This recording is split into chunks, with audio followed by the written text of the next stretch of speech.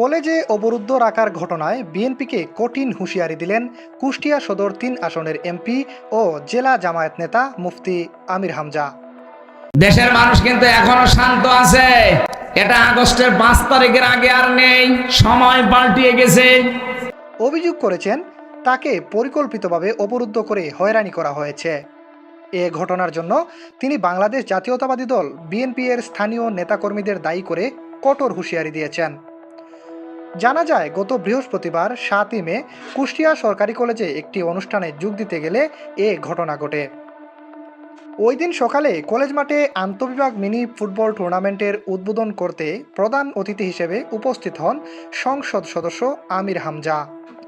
College সূত্রে জানা গেছে, অনুষ্ঠানের সময় সাধারণ শিক্ষার্থী ব্যানারে একদল শিক্ষার্থী মঞ্চের সামনে জড়ো হয়ে ভুয়া ভুয়া স্লোগান দিতে থাকে। এক পর্যায়ে পরিস্থিতি উত্তপ্ত হয়ে ওঠে এবং তারা এমপিকে ঘিরে ফেলে। এতে তিনি কিছু সময়ের জন্য অবরুদ্ধ অবস্থায় পড়েন। এ বিষয়ে এমপি আমির হামজার ভেরিফাইড ফেসবুক পেজে একটি পোস্টে বলা হয়, ছাত্রদলের নেতাকর্মীরা তাকে অবরুদ্ধ করে রাখে।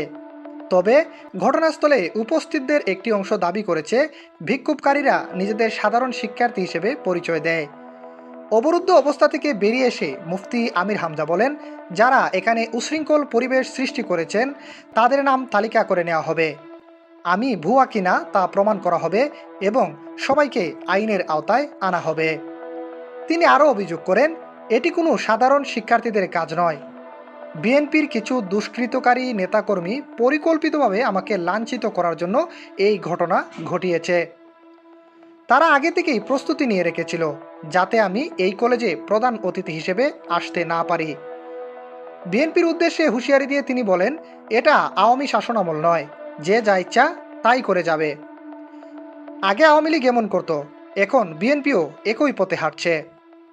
রাজনৈতিকভাবে ব্যর্থ হয়ে তারা ভাড়া করা লোক এনে বিশৃঙ্খলা সৃষ্টি করছে। এই ধরনের ফেসিবাদী কর্মকাণ্ড বন্ধ না করলে জনগণই তাদের কঠোরভাবে রাজপথে প্রতিহত করবে। এ ঘটনায় এলাকায় রাজনৈতিক উত্তেজনা বিরাজ করছে। তবে এ বিষয়ে স্থানীয় বিএনপি নেতাদের কোনো আনুষ্ঠানিক বক্তব্য পাওয়া যায়নি। প্রিয় দর্শক, মুফতি আমির হামজাকে বিএনপির স্থানীয় নেতাকর্মী দ্বারা সুপরিকল্পিতভাবে লাঞ্ছিত করা হয়েছে বলে কি আপনি মনে করেন? আপনার মূল্যবান মতামত জানিয়ে দিন আমাদের কমেন্ট বক্সে।